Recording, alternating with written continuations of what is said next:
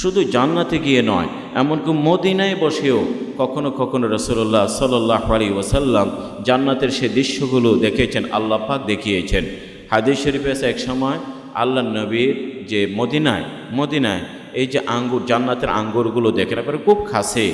রাসূল বললেন, আমি যদি সেই জান্নাতের আঙ্গুরগুলো নিতাম দু একটি, কিয়ামত পর্যন্ত শেষ হতো না, এত বরকত। তার মানে দুনিয়াতেও দেখেছেন। এরপরে জাহান্নামের সেই দৃশ্যগুলো দেখানো হয়, ভয়াবহ শাস্তি। কাজে জাহান্নামের যে শাস্তিগুলোর বিবরণ সেটিও কিন্তু রাসূলুল্লাহ সাল্লাল্লাহু আলাইহি ওয়াসাল্লাম আই উইটনেস।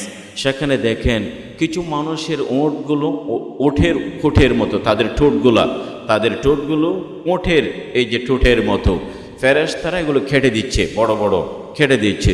রাসূল বলেন সাল্লাল্লাহু আলাইহি ওয়াসাল্লাম, এটা কাদের? জুমাবার পবিত্র দিন এবং নামাজের আগেই আমরা প্রতি জুমাবারে দিনের গুরুত্বপূর্ণ বিষয় নিয়ে কথা বলে থাকি। রব্বুল আলামিন যেন সহি শুদ্ধ কথা আমল ইখলাসের সাথে শুনে আমল করার তৌফিক দান করেন। আজকে যে আয়াতে মোবারকা তেলাওয়াত করেছি, এটা কোরআনে কারীমের 15 পারার শুরুতে সূরাতুল ইসরা অথবা বনী ইসরাঈলের এই সূরার প্রথম আয়াত।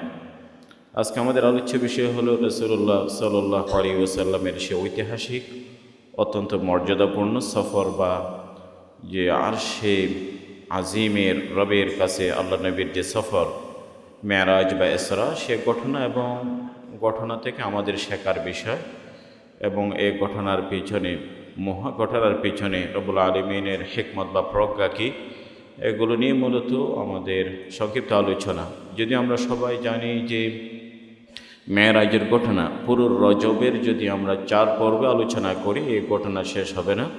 যেহেতু প্রতি বছরই এই মাসে শেষ জুমায় ইসরা এবং মেরাজ নিয়ে কিছু কথা হয়, তার মধ্যে আমাদের প্রায়োরিটি গুরুত্ব দেওয়া দরকার এই মেরাজের ঘটনা থেকে আমাদের শেখার বিষয় কী। আমরা জানি যে রাসূলুল্লাহ সাল্লাল্লাহু আলাইহি ওয়াসাল্লাম 40 বছরে নবুয়ত পান।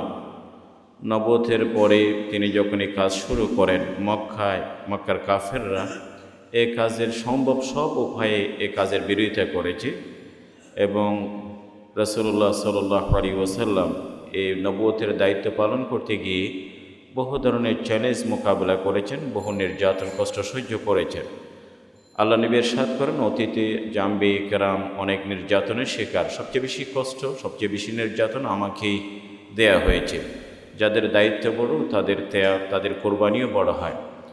এবং একটা পর্যায়ে গিয়ে রাসূলুল্লাহ সাল্লাল্লাহু আলাইহি ওয়াসাল্লামের বিরুদ্ধে, যেটা আমরা বর্তমান সময়ে বলি যে অর্থনৈতিক অবরোধ অথবা সামাজিকভাবে বয়কট করা, সেটিও তারা করেছে।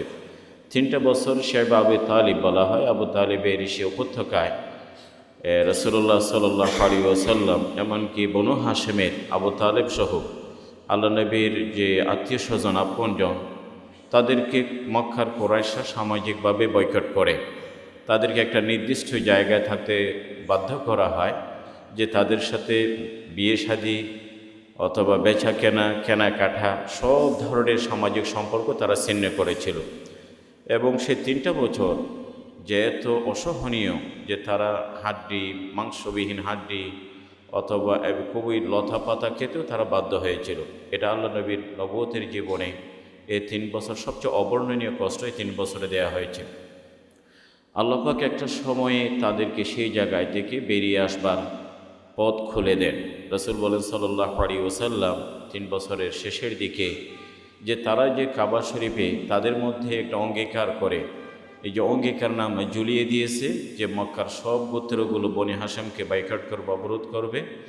সেই বাইকাটের যে জায়গায় সেখানে সব ওই পোকা খেয়ে ফেলেছে, শুধুমাত্র আল্লাহ পাকের যে নাম সেটি অক্ষত আছে, এটি খায়নি।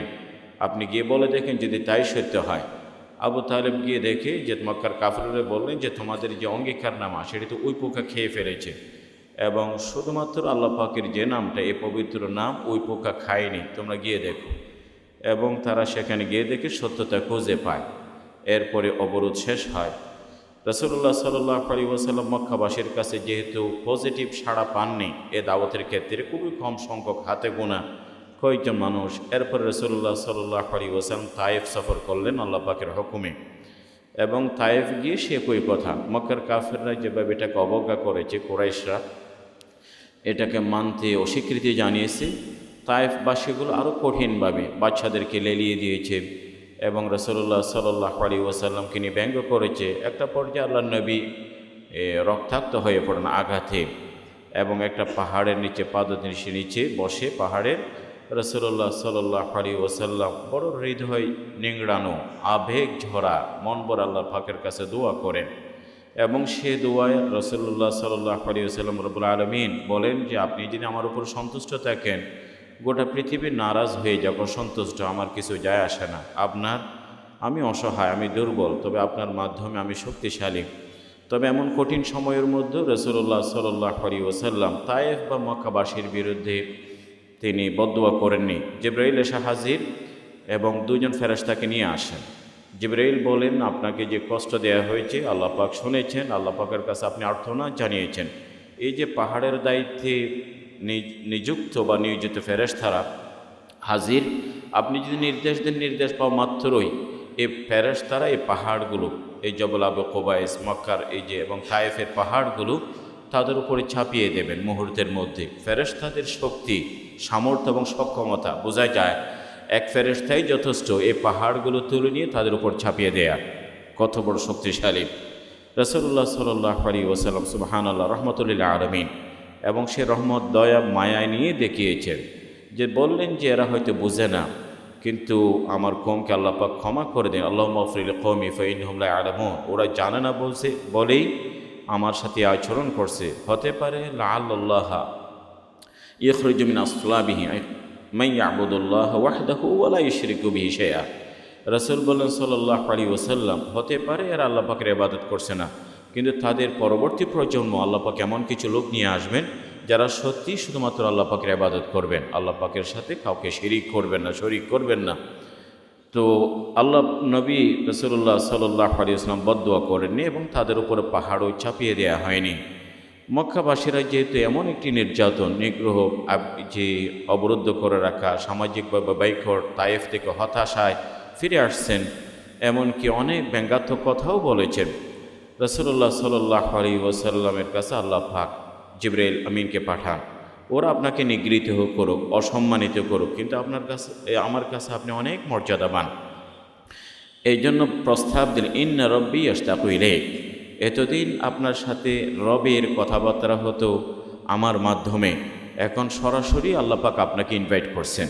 আপনাকে এর আগেই যে রাসূলুল্লাহ সাল্লাল্লাহু আলাইহি ওয়াসাল্লামের কাছে একটি বছর খুবই পেরেশানির বছর, আমুল হুজন বলা হয় ইতিহাসের কিতাবে। এই বছরটাকে বলা হয় ইয়ার অফ গ্রিফ, এটা পেরেশানির বছর।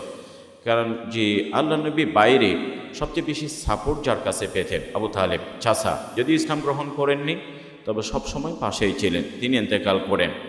এবং ঘরে ফিরে আসার পরে যে মহিষী স্ত্রী খাদিজাতুল কুবরা রাদিয়াল্লাহু আনহা 25 বছর নিজের স্বামীর পাশে থেকে সান্ত্বনা দিয়েছেন, আশ্বস্ত করেছেন, অভয়বাণী দিয়েছেন, নিজের সবটুকু ফাইন্যান্সিয়াল ক্যাপাবিলিটি দিয়ে, আর্থিক সামর্থ্য নিয়ে যে নিজের স্বামীর পাশে দাঁড়িয়েছিলেন, তিনি ইন্তেকাল করেন। তার মানে বাইরে যে সবচেয়ে আপন মানুষটা ইন্তেকাল করেন আর ঘরের সবচেয়ে কাছের মানুষটা ইন্তেকাল করেন। রাসূলুল্লাহ সাল্লাল্লাহু আলাইহি ওয়াসাল্লামের এই বিমর্ষ হৃদয়ের সান্ত্বনার জন্য আল্লাহ পাক জিবরাইল আমিনকে পাঠান, বলেন যে আমি আমার হাবিবের সাথে সাক্ষাৎ করতে চাই, ইন্না রব্বি ইয়াশতাকু ইলাইকা। এবং এখান থেকেই মূলত ইসরা এবং মেরাজের শুরু। একদিন সত্যি রাসূলুল্লাহ সাল্লাল্লাহু আলাইহি ওয়াসাল্লামের কাছে জিবরাইল আসেন, উম্মাহানির ঘরে তিনি ছিলেন। আমি খুব সংক্ষেপে বলছি ঘটনার যে ঘটনা প্রবাহ কীভাবে হয়। যে রাসূলুল্লাহ সাল্লাল্লাহু আলাইহি ওয়াসাল্লামের কাছে একটা সওয়ারি নিয়ে আসেন, বাহন যেটার গতি, যেখানে তার দৃষ্টি নজর চোখ যতটুকু যায় একটি পদক্ষেপ সেখানে গিয়ে পৌঁছায়, একটি পদক্ষেপ। এবং সেই জায়গা থেকে রাত্রে রাসূলুল্লাহ সাল্লাল্লাহু আলাইহি ওয়াসাল্লামকে বাইতুল মাকদিস বা বাইতুল মুকাদ্দাস নিয়ে যাওয়া হয়। এবং আরবিতে এটাকে ইসরা বলা হয়। ইসরা মানে হলো নাইট জার্নি, রাত্রি সফর, রাত্রি ভ্রমণ। এই জন্য সূরার নাম হলো সূরাতুল ইসরা, যেহেতু সফর দিনে নয়, এটা রাতে হয়েছে। অল্প সময়ের মধ্যে বাইতুল মুকাদ্দাস পৌঁছেন এবং সেই জায়গায় আল্লাহ পাক সমস্ত আম্বিয়া ইকরামকে একত্রিত করেন, সমস্ত আম্বিয়া ইকরামকে। এবং রাসূলুল্লাহ সাল্লাল্লাহু আলাইহি ওয়াসাল্লামকে জিবরাইল আমিনের হুকুমে, আল্লাহ পাকেরই নির্দেশ, বলা আম্বিয়া কেরাম আপনার পিছনে 2 রাকাত নামাজ পড়বে, আপনি ইমামতি করবেন। এবং রাসূলুল্লাহ সাল্লাল্লাহু আলাইহি ওয়াসাল্লাম নামাজ পড়ান আম্বিয়া কেরামকে নিয়ে। এতেই যে রাসূলুল্লাহ সাল্লাল্লাহু আলাইহি সৈয়দুল আম্বিয়া সৈয়দুল মুরসালিন, নবীদের সর্দার, সেটা কার্যকরী বলা যায়, প্র্যাকটিক্যালি এটি প্রতিষ্ঠিত হলো। যেখানে নবী থাকবেন তিনি ইমামত করবেন, অন্যান্য সবাই মুক্তদি, সবাই মুক্তদি। এখান নামাজ শেষে সবার সাথে পরিচিতির সাক্ষাৎ এবং অনেক পরে কৌশল বিনিময়ের পরে রাসূলুল্লাহ সাল্লাল্লাহু আলাইহি ওয়াসাল্লামকে নিয়ে যাচ্ছেন। যে মক্কার মানুষগুলো অবহেলা করেছে, অবজ্ঞা করেছে, সমস্ত আম্বিয়া কেরাম এখানে তাকে স্বাগত জানিয়েছেন। মূলত আমরাও জানি, যখন কোনো রাষ্ট্রপ্রধান, সরকার প্রধান বা রাষ্ট্রপতি বিদেশে কোনো সফরে যায়, তখন মন্ত্রী পরিষদের সদস্য অথবা 3 বাহিনীর প্রধান এয়ারপোর্টে গিয়ে কিন্তু একটু প্রোটোকল দেয়, বিদায় জানায়। যেহেতু রাসূলুল্লাহ সাল্লাল্লাহু আলাইহি ওয়াসাল্লামের এরা মানব ইতিহাসে প্রথম মানব থেকে শেষ মানব পর্যন্ত এরা সবচেয়ে গুরুত্বপূর্ণ সফর, সবচেয়ে মর্যাদাপূর্ণ সফর। মানুষ যখন কোথাও সফর করে, রাষ্ট্রপ্রধান আরেক দেশে যায়, এক মখলুক আরেক মখলুকের সান্নিধ্যে যায়। এখানে মখলুক যাচ্ছে খালেকের, স্রষ্টার সান্নিধ্যে, মখলুক যাচ্ছেন, নবী যাচ্ছেন রব্বুল আলমিনের সান্নিধ্যে। এর চেয়ে বড় মর্যাদাপূর্ণ আর সফর হয় না। এর আগেও কারো ভাগ্যে সফর জোটেনি, এরপরও কারো ভাগ্যে এরকম কোনো সফর জোটেনি। এবং সেই জায়গায় জিবরাইল আলাইহিস সালাম রাসূলুল্লাহ সাল্লাল্লাহু আলাইহি ওয়াসাল্লামের কাছে এই যে এক প্লেটের মধ্যে 2 গ্লাস, এক গ্লাসের দুধ আর গ্লাসে মদ নিয়ে আসেন।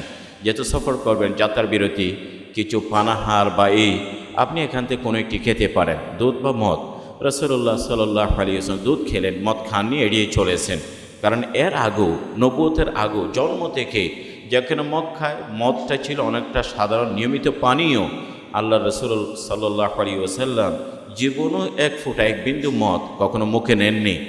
যখন জিবরাইল দেখলেন রাসূল মদ খাননি, দুধ খেয়েছেন, তখন বললেন আসাবতুল ফিতরা, আপনি সঠিক সিদ্ধান্ত নিয়েছেন। আপনি যদি আজকে মদ খেতেন, এটা হয়তো আপনার জন্য জায়েজ হতো, যেহেতু আমি অফার করেছি, কিন্তু আপনার উম্মত গোমরাহ হয়ে যেত, বিভ্রান্ত হয়ে যেত। তাহলে বোঝা যায় মদের সাথে বিভ্রান্তি, মাদকের সাথে গোমরাহি।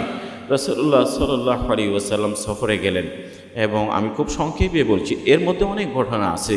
প্রথম আসমান, দ্বিতীয় আসমান, তৃতীয় আসমান, প্রত্যেক আসমানের মধ্যে কোনো না কোনো নবীর সাক্ষাৎ হয়েছে। ঈসা আলাইহিস সালাম, হযরত মুসা আলাইহিস সালাম, হযরত হারুন, ইদ্রিস, ইব্রাহিম আলাইহিস সালাম, হযরত আদম আলাইহিস সালাম, তাদের সাথে সাক্ষাৎ হয়। প্রথম আসমানে যখন জিবরাইল নক করেন, যে মহাকাশ, যে আসমান, তখন বলেন যে আপনার সাথে ওমাকা আহাদ, কারণ এগুলো সবই দেখা, আপনার সাথে কে আছে?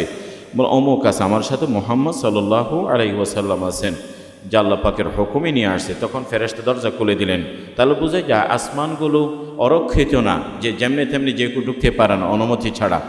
এবং রাসূলুল্লাহ সাল্লাল্লাহু আলাইহি ওয়াসাল্লাম এভাবে পরে এক আসমান থেকে আরেক আসমান, শেষ পর্যন্ত রাসূলুল্লাহ সাল্লাল্লাহু আলাইহি ওয়াসাল্লামকে জিবরাইল আলাইহিস সালাম এই যে জান্নাত এবং যে দোজখের দৃশ্যগুলো দেখান আল্লাহ পাকের হুকুমে। জান্নাত দোজখের, সেখানে জান্নাতের দৃশ্য, নিয়ামতেলে দেখা হয় নিয়ামতগুলো। এমনকি জান্নাত যখন বিচরণ করছেন বিভিন্ন জান্নাতের, তখন সেখানে পায়ের জুতার শব্দ, যে জুতার এই শব্দ শুনতে পাচ্ছেন। রাসূল বলেন সাল্লাল্লাহু আলাইহি ওয়াসাল্লাম, এই যে জান্নাতে এসে এত উর্ধে এত দূরে এসে কার জানি জুতার শব্দ, হাঁটা চলার শব্দ। তখন জিবরাইল বললেন, আপনার গোলাম আসানা বেলাল, এই বেলাল যে জমিনে হাঁটছে, সে বেলালের হাঁটার শব্দ, জুতার শব্দ। তখন রাসূল বলেন সাল্লাল্লাহু আলাইহি বেলালের, হ্যাঁ। তখন জিবরাইল বললেন, ইয়া রাসূলুল্লাহ, আপনার গোলাম হাবশি, ইথিওপিয়ান অথবা কৃষ্ণাঙ্গ, কিন্তু আল্লাহ পাকের কাছে তার এত দাম যে জমিতে সে জুতার হাঁটে, কিন্তু এই জুতার শব্দ এখানে চলে আসে। এটি আল্লাহ পাকের যে দেয়া মর্যাদা। কারো বর্ণ, মুখের বুলি, অথবা জাতীয় অথবা জিওগ্রাফিক্যাল লোকেশন, কোন ভাষায় কথা বলে, শরীরের রংটা কী, অথবা পৃথিবীর কোন দেশের সে পাসপোর্ট হোল্ড করে, এটার উপর মোটেও মানুষের মর্যাদা নির্ভর করে না। ইন্না আকরামাকুম ইনদাল্লাহি আতকাকুম, আল্লাহ পাকের কাছে সবচেয়ে বড় মর্যাদার পাত্র সেই হয় যা আল্লাহকে সবচেয়ে বেশি ভয় করে। তো রাসূলুল্লাহ সাল্লাল্লাহু আলাইহি ওয়াসাল্লাম জান্নাতের দৃশ্যগুলো দেখেন, এক জান্নাত অনেক সুন্দর, অসাধারণ দৃশ্য। জিবরাইল বললেন যে এটা মক্কার কোরাইশেরই এক যুবকের জন্য। রাসূল ভাবলেন যে বুঝি আমার জন্যই বুঝি এটা, যেহেতু আমিও কোরাইশের এক যুবক। তো বললেন সেই যুবকটাকে। জিবরাইল বললেন ওমর ইবনুল খাত্তাবের জন্য।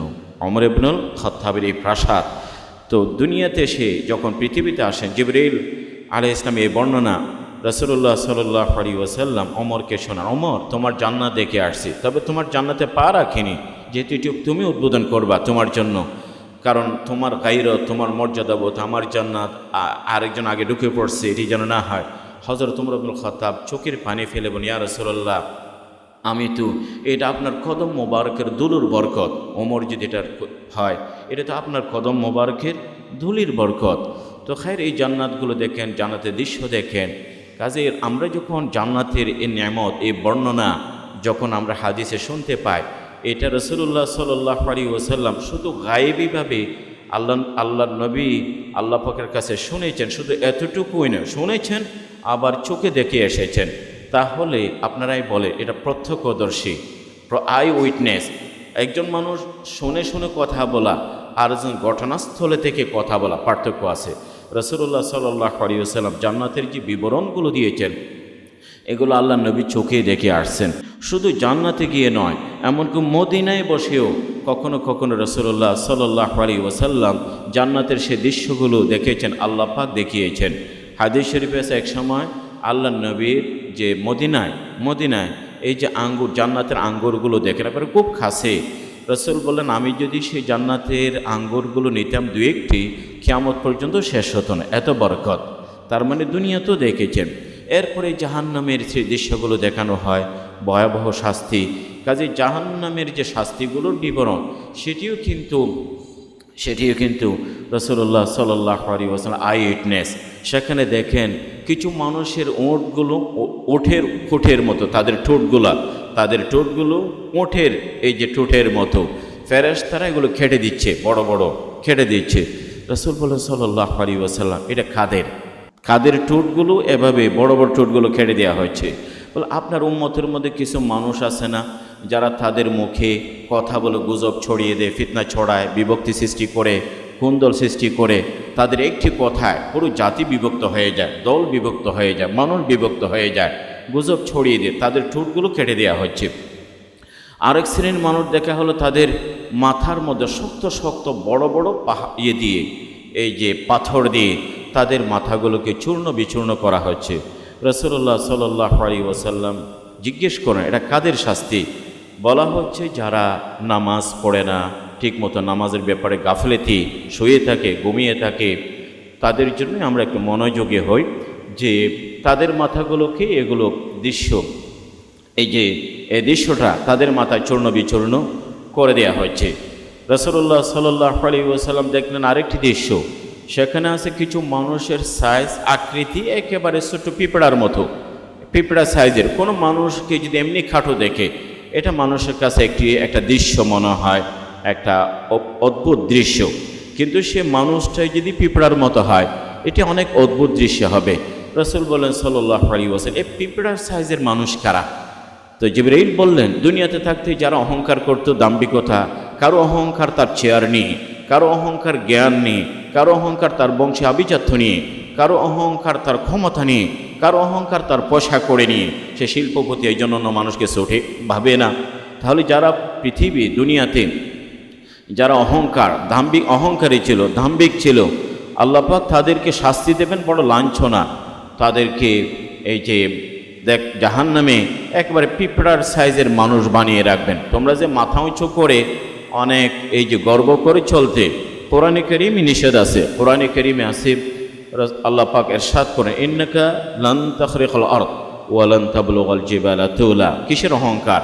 তুমি অহংকার করে তোমার পায়ের শক্তিতে মাটি ভেদ করতে পারবে না। তুমি অহংকার করে মাথা উঁচু করে পাহাড়ের উচ্চতাকেও ডিঙ্গিয়ে যেতে পারবে না। অহংকারীদের শাস্তি এরকমই হবে। আর কিছু মানুষ দেখায় যে মানুষ পুরো শরীরের আকৃতিটা মানুষের মতো, তবে চেহারাটা শূকরের মতো। রাসূল বললেন সাল্লাল্লাহু আলাইহি ওয়াসাল্লাম, এরা কারা? এই যে মানুষ, তবে তাদের চেহারাটা শূকরের মতো। তো জিবরাইল বলেন, যারা দুনিয়াতে মদ খেত, মদ পান করত, নেশা জাতীয় দ্রব্য সেবন করত, মাদকের আসক্তি আছে, তাদের এরকম শাস্তি হবে, শূকরের চেহারা তাদের হবে। রাসূলুল্লাহ সাল্লাল্লাহু আলাইহি ওয়াসাল্লাম এভাবে কিছু মানুষের আরও অনেক শাস্তির বর্ণনা, আরও অনেক শাস্তির দৃশ্য দেখানো হয়েছে। তো রাসূলুল্লাহ সাল্লাল্লাহু আলাইহি ওয়াসাল্লাম দেখলেন একজন মানুষ দুনিয়াতে অপরাধ করার পরে, গুনাহ করার পরে জাহান্নামে গিয়ে যে তাদের শাস্তি কীভাবে হয় সেটি চোখে দেখে আসছেন।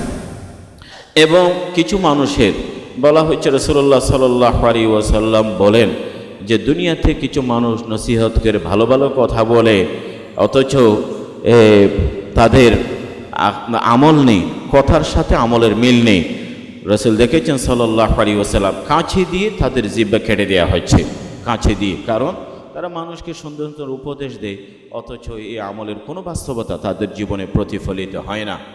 তো এই যে শাস্তি অথবা নিয়ামতগুলো জান্নাতের অথবা দুজখের, রাসূলুল্লাহ সাল্লাল্লাহু আলাইহি ওয়াসাল্লাম দেখে আসছেন। এরপরে আল্লাহ নবীকে নেওয়া হয় আরও যে আরশ আজিমের একটা পর্যায়ে এমন যায় যেখানে জিবরাইল আর যেতে পারছেন না, জিবরাইলের এ পর্যন্ত লাস্ট পয়েন্ট। এরপর আল্লাহ পাক বিশেষ ব্যবস্থাপনায় নিজের হাবিবকে নিয়ে যান। সেখানে কথা আছে আল্লাহ পাকের সাথে রাসূলুল্লাহ সাল্লাল্লাহু আলাইহি কথা তো নিশ্চিত হয়েছে এবং সাক্ষাৎ হয়েছে কিনা। সাহাবায়ে কেরামদের মধ্যে দুটি মত পাওয়া যায়। একটি মত হলো আল্লাহ পাককে সরাসরি রাসূলুল্লাহ সাল্লাল্লাহু আলাইহি ওয়াসাল্লাম দেখেছেন, যেটা আব্দুল্লাহ ইবনে মাসউদের বক্তব্য। হয়তো আয়েশা সিদ্দিকা বলেন যে না, খুব কাছে থেকেই কথা হয়েছে, সাক্ষাৎ হয়নি। এটা আয়েশা সিদ্দিকা রাদিয়াল্লাহু আনহার মতামত। যেটি হোক, খুব কাছেই গেছেন। যেহেতু কাছে গেছেন, যখন কাছে যায় তখন আল্লাহ পাকের জন্য সবই আমরা নিয়ামত যা ভোগ করি এগুলো সবই আল্লাহ পাকের দেয়া হাদিয়া, আল্লাহ পাকের দেয়া অনুগ্রহ। বান্দা আল্লাহ পাকের কাছে কি নিতে পারবে? রাসূলুল্লাহ সাল্লাল্লাহু আলাইহি ওয়াসাল্লাম নিয়ে গেছেন আত-তাহিয়াতু লিল্লাহ ওয়া সালাওয়াতু ওয়াত-তাইয়্যিবাত। এগুলো আমরা যে নামাজে পড়ি এগুলো মূলত আল্লাহর নবীর শব্দ। তাহিয়াত, সালাওয়াত, তাইয়্যিবাত এগুলো আমাদের আর্থিক ইবাদত, আমাদের মুখের ইবাদত, আমাদের শারীরিক ইবাদত, যেগুলো আল্লাহ নবী আল্লাহ পাকের কাছে নিয়ে গেছেন, এই শব্দগুলো উচ্চারণ করেছেন। এই যখন হাদিয়াগুলো আল্লাহ পাকের কাছে পেশ করলেন, তখন আল্লাহ পাক বলেন নিজের হাবিবকে আসসালামু আলাইকা আইয়ুহান নবী। এখানে সালামটা যে আমরা যে তাহিয়াতে পড়ি আসসালামু আলাইকা আইয়ুহান নবী, আল্লাহ পাক সালাম দিচ্ছেন রাসূলুল্লাহ সাল্লাল্লাহু আলাইহি ওয়াসাল্লামকে। আল্লাহ নবীর কত বড় উদারতা! যখন কোনো সালাম পায় সালামের জবাব দিতে হয়, সালামের জবাব দিতে হয়। আল্লাহ পাক সালাম দিয়েছেন নিজের হাবিবকে, সালামের জবাব দিতে হবে। সেই জায়গায় একটি লক্ষণীয় বিষয় হলো রাসূলুল্লাহ সাল্লাল্লাহু আলাইহি ওয়াসাল্লামকে আল্লাহ পাক সরাসরি সালাম দিলেন, আসসালামু আলাইকা, আপনার উপর আমার শান্তি বর্ষিত হোক। কিন্তু জবাবটা রাসূল সাল্লাল্লাহু আলাইহি ওয়াসাল্লাম কত মমতা, কত মায়া, কত দয়া উম্মতের জন্য রাসূল সেই সালামটা ভাগ করে নিলেন নিজের জন্য, উম্মতের জন্য, কিয়ামত পর্যন্ত অনাগত নেককার মুমিন বান্দার জন্য। নেককার যেমন কোনো মা যদি কোথাও খাবারের দাওয়াত পায়, সেখানে যদি কোনো মজাদার কোনো খাবার পেয়ে থাকে, ঘরে যদি কোনো ছোট্ট বাচ্চা রেখে আসে, অনেক সময় মায়েরা নিজে না খেয়ে বলেছেন আমার বাচ্চার জন্য আঁচলে লুকিয়ে নিয়ে আসা, এটা আমার বাচ্চার জন্য নিয়ে আসবো। কারণ মায়ের মন চায় না একটি সুন্দর খাবার একা খেতে, সন্তানের জন্য নিয়ে যায়। এই যে আল্লাহ পাকের সালাম রাসূলুল্লাহ সাল্লাল্লাহু আলাইহি ওয়াসাল্লাম নিজে এখানে নেই, বলেন কি আসসালামু আলাইনা ওয়া আলা ইবাদিল্লাহিস সালিহিন। রব্বুল আলামিন আপনার সালামটা আমাদের জন্য এবং আমার উম্মতের নেককার মানুষ সবার জন্যই। আসসালামু আলাইনা ওয়া আলা ইবাদিল্লাহিস সালিহিন। এভাবেই করে কিন্তু আমরা তাহিয়াতে সে কথাগুলো স্মরণ করে থাকি। তো খায়ের, তাহলে এই সালাম উম্মতের নেককার বান্দার জন্য নিয়ে আসছেন, এটা আল্লাহ পাকের সালাম নবীর মাধ্যমে আমরা পেয়েছি। তা আল্লাহর নবী আসতেছেন, এখান থেকে অনেক ঘটনা সূরাতুন নাজম এবং সূরাতুল ইসরাতে এই ঘটনার বিবরণ দেয়া আছে। আল্লাহ পাক আসতেছেন, আল্লাহ পাক 50 ওয়াক্ত নামাজ ফরজ করেছেন। 50, আমাদের 2-4 মিনিট লেট হতে পারে, আমরা কথাগুলো ধৈর্যের সাথে শুনি। 50 ওয়াক্ত নামাজ ফরজ করেছেন, 50 ওয়াক্ত। কারণ আল্লাহর নবী দেখেছেন আমি আল্লাহ পাকের কাছে খুব কাছে আসতে পেরেছি, আমার উম্মতরাও যেন আল্লাহ পাকের সবচেয়ে কাছে আসতে পারে, একটি ব্যবস্থাপনা দরকার। আর সে ব্যবস্থার নাম হলো নামাজ, সে ব্যবস্থার নাম হলো নামাজ।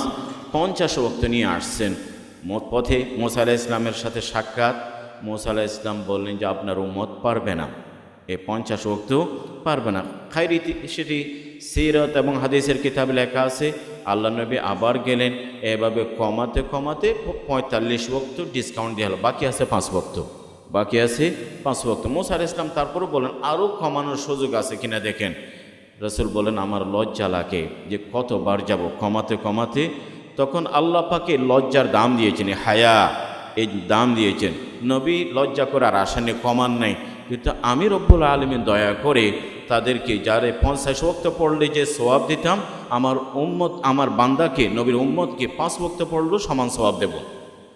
তাহলে আমরা পড়ছি 5 ওয়াক্ত, কিন্তু সওয়াব পাবো 50 ওয়াক্তের, কেননা আমাদের ইসলামে একটি বিধান আছে, মঞ্জা বিল হাসানাতি ফালাহু আশরু আমসালি, এটা মিনিমাম, এটা কমপক্ষে। আর কারো যদি ইখলাস নামাজ প্রাণবন্ত হয়, আল্লাহ পাকের জন্য হয়, সে সওয়াবটা 500 গুণও হতে পারে, 500 ওয়াক্তের নামাজও হতে পারে, এটা মিনিমাম। এবং আমাদের এই জায়গায় আমরা মেরাজের ঘটনা বলি, মেরাজের খুব সুন্দরভাবে আমরা এই ঘটনাগুলো উপভোগ করি, কিন্তু মেরাজের সবচেয়ে বড় শিক্ষা, সবচেয়ে বড় উপহার সেটি নামাজের ক্ষেত্রে গাফলিতে রেখে মেরাজের ঘটনাগুলো বলে আমরা কীভাবে উপকৃত হব। রাসূলুল্লাহ সাল্লাল্লাহু আলাইহি ওয়াসাল্লাম আসার পথে হযরত ইব্রাহিম আলাইহিস সালামের সাথে যাওয়ার সময় যেমন দেখা, আসার পথেও দেখা। ইব্রাহিম আলাইহিস সালাম বলেছেন যে আমার সন্তান বলেছেন, কারণ ইব্রাহিম আলাইহিস সালাম নবীদের বাবা, আবুল আম্বিয়া। আদম আলাইহিস সালাম আবুল বশর, সমস্ত মানুষের বাবা, আর ইব্রাহিম আলাইহিস সালাম হলেন আবুল আম্বিয়া। যত নবী আম্বিয়া কেরাম আসছেন সবই যেন ইব্রাহিম আলাইহিস সালামের বংশে। তো ইব্রাহিম আলাইহিস সালাম বলেন, তোমার উম্মতকে সালাম বলবে এবং বলবে জান্নাত সমতল, সুবিস্তৃত, পবিত্র মাটি, পবিত্র ভূমি, এই জায়গায় বনায়ন করতে হয়। বনায়নটা হবে সুবহানাল্লাহ, আলহামদুলিল্লাহ, লা ইলাহা ইল্লাল্লাহ, আল্লাহু আকবার। যতবার পড়বে, যত বেশি পড়বে, তত বেশি তার জান্নাতে বনায়ন হবে, বাগান হবে। শুধুমাত্র তার কাজ হলো চারা রোপণ করে দেয়া, আর আল্লাহ পাকের কাজ হলো কুদরতিভাবে সেই চারাটা পরিচর্যা করা, বড় করা। বান্দা যখন সুবহানাল্লাহ বলে, তাৎক্ষণিকভাবে ইমিডিয়েটলি তার জান্নাতে একটি গাছ, একটি চারা রোপণ হয়। এই জন্য আমরা ওই যে আখরি উম্মতকে সালাম, আমরা যে ইব্রাহিম আলাইহিস সালামের সালামও পেয়েছি, আল্লাহ পাকের সালাম যেমন পেয়েছি, ইব্রাহিম আলাইহিস সালামের সালামও পেয়েছি। নামাজের মধ্যে এই জন্য দরুদ আল্লাহুম্মা সাল্লি আলা মুহাম্মদ, সেখানে কিন্তু বলেন কামা সাল্লাইতা আলা ইব্রাহিম, কামা বারাকতা আলা ইব্রাহিম। এভাবে করে ইব্রাহিম আলাইহিস সালামের কথাও আমরা নামাজে, সেটা ফরজ হোক, ওয়াজিব হোক, নফল হোক, আমরা প্রত্যেক নামাজে ইব্রাহিম আলাইহিস সালামের কথাও স্মরণ করছি। যেহেতু ইব্রাহিম আলাইহিস সালাম সালাম পেয়েছি, আমরা এই নামাজের মধ্যে সে সালামের জবাবটা দেয়া হয়। রাসূলুল্লাহ সাল্লাল্লাহু আলাইহি ওয়াসাল্লাম ফিরে আসেন মক্কায়, খুব দ্রুতই বলছি, ফিরে আসেন। ফিরে আসার পরে এ ঘটনাগুলো বললেন। মক্কার মানুষগুলো এতদিন পর্যন্ত নবীর বিরুদ্ধে অনেক অপপ্রচার গুজব চালালেও মানুষকে খুব একটা বিশ্বাস করাতে পারেনি। আবু জাহেল মনে করলো পরে মুহাম্মদকে নাউজুবিল্লাহ মিথ্যাবাদী সাব্যস্ত করবার জন্য একটা অরিজিনাল ডকুমেন্ট পেয়ে গেছে। এখন মানুষ সবাই তার কথাকে এতদিন পর্যন্ত অবিশ্বাস না করলেও কিন্তু এই ঘটনা শুনে প্রত্যেকে অবিশ্বাস করবে যে মুহাম্মদ নাউজুবিল্লাহ সাল্লাল্লাহু আলাইহি ওয়াসাল্লাম এখন কথা বাড়াতে বাড়াতে কী জানি অদ্ভুত কথা বলে, এখান থেকে নাকি বাইতুল মুকদ্দাস, ওখান থেকে নাকি 7 আসমান, এসব জায়গা। কারণ তখনকার মানুষগুলো বাইতুল মুকদ্দাস এই জায়গায় যেতে 2 মাস লাগে, আর সে রাতারাতি গিয়ে চলে আসছে, এ কথা তো কেউ বিশ্বাস করবে না। নোবডি উড বিলিভ হিম, কেউ বিশ্বাস করবে না। কাজে এই কথাগুলো বলা দরকার। বলছে এখন যখন রাসূলুল্লাহ সাল্লাল্লাহু আলাইহি ওয়াসাল্লাম এই কথাগুলো বলেন, এখন আবু জাহাল বলে ঠিক আছে, অনেক সুন্দর কথা, আমরা লোকজন জড়ো করি যাতে সবাই শুনে আপনার এই সুন্দর ঘটনার কথা। তার উদ্দেশ্য হলো সব মানুষের মুখে যেন শুনে একটা অবিশ্বাস তৈরি হয়। ইতিমধ্যে হযরত আবু বকর সিদ্দিকের সাথে কথা, সিদ্দিক মনে রাখবেন, সিদ্দিক রাদিয়াল্লাহু আনহু, আবু বকর সিদ্দিক, তোমার বন্ধু কি বলছে শুনছো? ও কি বলে? বলছে রাত্রি নাকি ওই জায়গায় গেছে, ওখান থেকে ওই জায়গায় এগুলো সবাই আসছে, এই দেখছে সেই দেখছে, তো তুমি কি বলো? হযরত আবু বকর সিদ্দিক বলেন, ইন কানা ক্বাল ফাকাদ সাদাকা। এখন আল্লাহ নবীর সাথে সাক্ষাৎ হয়নি, এখনও সরাসরি স্টেটমেন্ট শুনেননি, কিন্তু আবু বকর সিদ্দিকের বিশ্বাস, ঈমান কেমন দেখেন। তিনি বললেন যদি বলেই থাকেন সত্যি বলেছেন, বলে থাকলে সত্যিই বলেছেন। বল তুমি এত সহজে কেন বিশ্বাস করো? বল সহজে বিশ্বাস করব না, আমরা যে কোরআনগুলো বলি, কোরআনের আয়াত ঘটনা হলেই যে তাৎক্ষণিকভাবে জিবরিল আসে, আল্লাহ নবীকে যেখানে নিয়ে গেছেন জিবরিল ওখান থেকে 1 সেকেন্ডে চলে আসে। জিবরিল করে যদি আল্লাহ পাক 1 সেকেন্ডে জমিতে পাঠাতে পারেন, আমার হাবিবকে সাল্লাল্লাহু 1 মিনিট ওখানে নিতে পারেন না? উনি এখানে কি নিতে পারেন? তা সহজ কথা, যদি বলে থাকেন সত্যি বলেছেন, সত্যি। তো এরপরে মানুষকে যখন কথা বলা, তারা বলে ঠিক আছে, তাহলে তুমি যে আসলেই গেছো, একটা পরীক্ষা হোক। কি পরীক্ষা? বলে বাইতুল মুকদ্দাস গেছো, সবার সাথে নাকি ইমামত করছো, বাইতুল মুকদ্দাসের দরজা জানালা কটা সংখ্যা, কটা জানালা, কটা দরজা? এটা তো খুবই একটা ছেলেমি প্রশ্ন, ছেলেমি। তো মক্কার মানুষগুলো প্রশ্ন করেছে, এটা তাদের বোকামির সঙ্গেই যায়, এটা কোনো বুদ্ধিমানের সঙ্গে যায় না। কিন্তু বোকামি হলেও আল্লাহ পাক জবাব ঠিকই দিয়েছেন, ঠিক রাসূলুল্লাহ সাল্লাল্লাহু আলাইহি ওয়াসাল্লাম, আপনারা এতদিন নামাজ পড়েন, এখানে 1-2 মানুষ পাওয়া যাবে, এখানে কয়টা জানালা, কয়টা দরজা? মানুষ কি দরজা জানালার সংখ্যা দেখার জন্য এখানে আসে নাকি? আল্লাহ নবী তো বাইতুল মুকদ্দাসকে কি দরজা জানালা দেখার জন্য গেছেন? না, তো আল্লাহ পাক স্ক্রিনে এই যে বাইতুল মুকদ্দাসের পুরো ছবিটা নিয়ে আসে। রাসূল ওরা প্রশ্ন করেছে, আপনি দেখে দেখেই বলেন কয়টা দরজা জানালা আছে, কয়টা দরজা জানালা, সব বলে দিলেন। তো মক্কার কাফিরদের তো আর মুখ রইল না। মুআজ্জাজ হাজরিন, এই যে বাইতুল মুকদ্দাসের এই সফর, ইসরা মেরাজ, এগুলো সবই কুদরতিভাবে এবং scientifically that can be proven, এটা প্রমাণ করা যাবে। এবং এখানে বর্তমান যারা আলোচনা করে, অনেকে আবার সায়েন্সের নানা থিওরি নিয়ে কথা আসে, এটা সম্ভব। গোটা পৃথিবী পরিচালনা আল্লাহ পাকই করেন। আল্লাহ এক সময়ের মধ্যে গোটা পৃথিবীর যদি আল্লাহ পাক, এই যে পৃথিবী চলছে গড়ির কাঠায় সবই চলছে, আল্লাহ পাক যদি এটা যার হাতে সুইচ অন তিনি সুইচ অফ করতে পারেন, যার হাতে সুইচ অন, যিনি সুইচ অন করতে পারেন তিনি কি করতে পারেন, সুইচ অফ করতে পারেন। তা আল্লাহ পাক যে একই সময় ফিরে আসছেন, মানে আল্লাহ পাক অফ করে রেখেছেন, গোটা ব্যবস্থাপনা অফ, গোটা টোটাল সিস্টেম অফ করে দিয়েছেন। খায়র রাসূলুল্লাহ সাল্লাল্লাহু আলাইহি ওয়াসাল্লামকে আল্লাহ পাকে বিশেষ মর্যাদায় ভূষিত করেছেন। তার অনেক কারণ আছে, তার মধ্যে একটি বড় কারণ উলামায়ে কেরাম বলেন এটি হয় যে নামাজ উম্মতের জন্য সবচেয়ে গুরুত্বপূর্ণ বিধান। এটি যে নামাজ সবচেয়ে গুরুত্বপূর্ণ বিধান, যখন সবচেয়ে গুরুত্বপূর্ণ বিধান আসে তখন অন্য সময় মানুষ মেসেজ বার্তা দিয়ে পৌঁছায়, কিছু ডকুমেন্ট সরাসরি দিতে হয়। এই জন্য নামাজের কথা আল্লাহ পাক সরাসরি দিয়েছে রাসূলুল্লাহ সাল্লাল্লাহু আলাইহি ওয়াসাল্লাম ডেকে। আরেকটি কারণ বলেন যে রাসূলুল্লাহ সাল্লাল্লাহু আলাইহি ওয়াসাল্লাম যেহেতু পেরেশান ছিলেন আমল হুজুন নানা কারণে, আল্লাহ পাক নিজের হাবিবের মনে সান্ত্বনা দিয়েছেন। গোটা পৃথিবী ওরা আপনাকে চাঁদ সূর্যের কথা বলে, মক্কার রাজত্বের কথা বলে, নারীর কথা বলে, ক্ষমতার কথা বলে, এসে দেখে যান আপনার জন্য আমি কি কি আয়োজন করে রেখেছি। এটা তাদের ছোট্ট ছোট্ট অফারের চেয়ে অনেক বিশাল অফার। আর এতদিন পর্যন্ত আপনি রহমতুল লিল আলামিন, আপনি সেখানে পৃথিবীর মানুষ আপনাকে দেখেছে। আমি চাই আমার হাবিবকে আসমানে যারা ফেরেশতা আছে তাদের সাথে সাক্ষাৎ তাদেরকে জন্য দেখিয়ে দিই। পাশাপাশি আম্বিয়া কেরামের উপরে তিনি যে সৈয়দুল আম্বিয়া সৈয়দুল মুরসালিন, এটা প্র্যাকটিক্যালি দেখানো হলো। কারণ রাসূলুল্লাহ সাল্লাল্লাহু আলাইহি নবীদের একত্রিত করে সেখানে ইমামত রাসূলুল্লাহ সাল্লাল্লাহু আলাইহি ওয়াসাল্লাম করেছেন। আর ওই যে নিয়ামতগুলো, এই যে জান্নাতের নিয়ামত অথবা জাহান্নামের শাস্তি, আপনি যেন চোখে দেখে আই উইটনেস প্রত্যক্ষদর্শী হয়ে তাদের সাথে আপনি কথা বলতে পারেন। তো ইসরা মেরাজ এটি ঐতিহাসিক এবং মানব ইতিহাসের সবচেয়ে মর্যাদাপূর্ণ এটি সফর। রাসূলুল্লাহ সাল্লাল্লাহু আলাইহি ওয়াসাল্লামের সাক্ষাৎ সফর আল্লাহ পাকের কাছে। সে মেরাজের রাতে আমরা নামাজ পেয়েছি, 5 ওয়াক্ত নামাজ। যদিও এর আগে নামাজ ছিল, তবে সে সংখ্যায়, রাকাতে, অত বিধানের ক্ষেত্রে 5 ওয়াক্তের মতো ছিল না। এটি উম্মতের জন্য সবচেয়ে বড় উপহার। এই জন্য বলা হয় এটা হাদিস নয়, আসসালাতু মিরাজুল মুমিনিন, তবে সেটা অর্থগত সঠিক, আর অর্থের বিবেচনায় সঠিক। আল্লাহ নবী মেরাজে গেছেন, আল্লাহ পাকের খুব কাছাকাছি যেতে পেরেছেন, কথা হয়েছে। এবং মুমিন যখন আল্লাহর বান্দা আল্লাহ পাকের সবচেয়ে কাছে যাবার চেষ্টা করে, তার নামাজের মাধ্যমেই যেতে হয়। নামাজের মাধ্যমে উলামায়ে কেরাম বলেন এই উম্মতের মধ্যে সবচেয়ে বড় যেটা কবিরা গুনাহ, এমনকি যেটাকে কুফরি মনে করা হয়, সেটা উলামায়ে কেরাম বলেছেন নামাজ ইচ্ছাকৃত ছেড়ে দেয়া। কেউ কেউ এটাকে কুফরি বলেছেন। কুফরি মানে কোনো মাযহাবের মধ্যে ফতোয়া আছে, যদি স্বামী স্ত্রীর মধ্যে কোনো একজন যদি স্বেচ্ছায় ইচ্ছাকৃত নামাজ না পড়ে, তাদের বিয়ে দাম্পত্য জীবন কন্টিনিউ করবে না। কারণ একজন মুসলমান মনে করা হয়, আরেকজনকে কাফির মনে করে। এই জন্য নামাজ এটা কোনো মাযহাবের মধ্যে এত কঠোরভাবেই দেখা হয়েছে। এক্ষেত্রে যেন কোনো গাফলতি না করি। আর যেখানে আল্লাহ পাক 50 ওয়াক্তের সময় দেখেছেন, আবুল হাসান নাদভী রহমতুল্লাহ আলাইহি বলেন আল্লাহ পাক আমাদেরকে 50 ওয়াক্ত দিয়েছেন। তার মানে এই 24 ঘন্টায় 50 ওয়াক্তের সময় আছে। যেখানে 50 ওয়াক্তের সময় আছে, সেখানে 5 ওয়াক্তের ক্ষেত্রে ব্যর্থতা, এটা অমার্জনীয় অপরাধ হবে। আমরা নামাজের ক্ষেত্রে দায়িত্বশীল হই। আর রাসূলুল্লাহ সাল্লাল্লাহু আলাইহি ওয়াসাল্লাম এই সফরে জান্নাতের যে বিবরণ বর্ণনা দিয়েছেন, তার সেগুলোর জন্য আগ্রহ আমাদের অন্তরে তৈরি হয়। আর জাহান্নামের যে শাস্তির কথা বলেছেন, জাহান্নামের ব্যাপারে যেন আমাদের সে ভয়ভীতি আমাদের অন্তরে অটুট থাকে। মানুষের ভিতরে লোভ এবং ভয় থাকলে কিছু কাজ লোভে করতে হয়, আর কিছু কাজ ভয়ে ছাড়তে হয়। গুনাহগুলো ভয় করেই ছাড়তে হবে, আর আমলগুলো যেন লোভেই করতে হবে। আল্লাহ পাক তৌফিক দান করুন। ওয়া আখিরু দাওয়ানা আলহামদুলিল্লাহি রাব্বিল আলামিন।